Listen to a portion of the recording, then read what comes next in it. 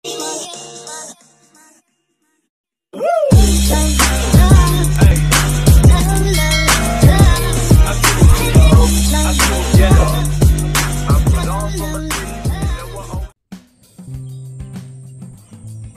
pagi Bu Ana dan teman-teman semua.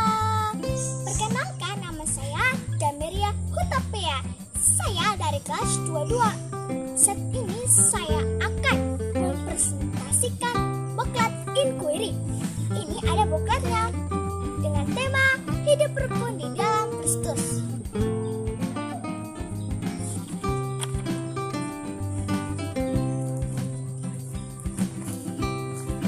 Contoh konflik yang pernah saya hadapi adalah yang pertama, melawan perintah orang tua. Yang kedua, berebut mainan dengan adik atau kakak sepupu. Yang ketiga, bertengkar dengan teman.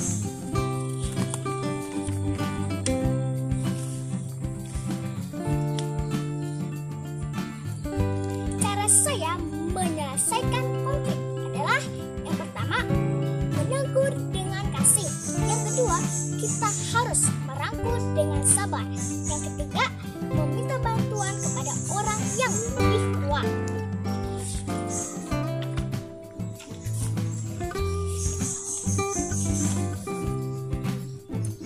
Alasan saya harus menyelesaikan konflik yang terjadi adalah yang pertama, agar tidak terjadi keretakan di dalam keluarga maupun di masyarakat.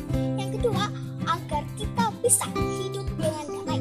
Yang ketiga, agar kita bisa saling membantu dan menyayangi.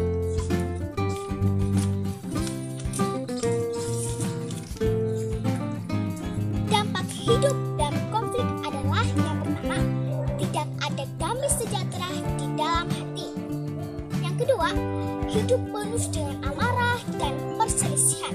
Yang ketiga, hidup menjadi tidak tenang dan cemas.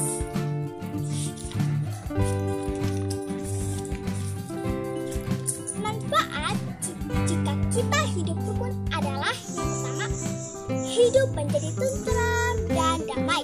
Yang kedua, hidup menjadi saling menghargai dan menghormati. Yang ketiga, tidak ada lagi amarah, perselisihan, dan rasa cemburu. Seperti gambar berikut ini ya teman-teman.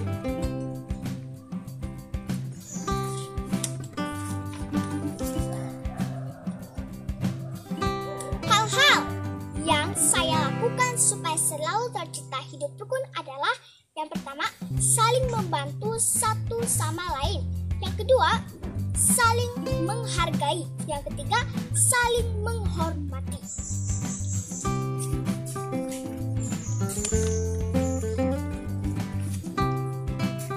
Hal-hal yang harus saya hindari supaya tidak terjadi konflik adalah yang pertama, tidak boleh saling tuduh, berpikir positif. Yang kedua, tidak memaksakan kehendak pada orang lain.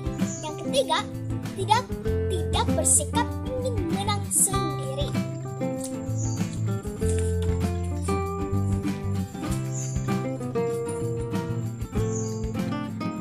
Selanjutnya, contoh kegiatan yang saya lakukan supaya tercipta hidup rukun adalah yang pertama, menghargai pendapat orang lain.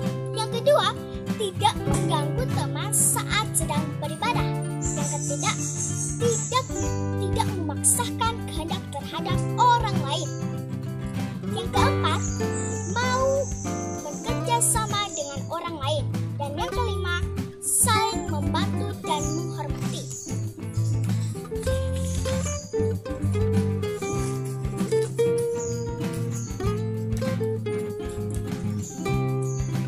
Dua hal yang perlu dipelajari dari hidup rukun dalam Kristus adalah yang pertama, Allah ingin kita menyelesaikan konflik di dalam kebenaran dan kasih. Yang kedua, sekalipun kita masih kecil, tetapi kita harus saling menghormati dan menghargai orang tua, para guru, dan juga sesama teman dimanapun kita berada. Sekian penjelasan dari saya tentang hidup rukun di dalam Kristus.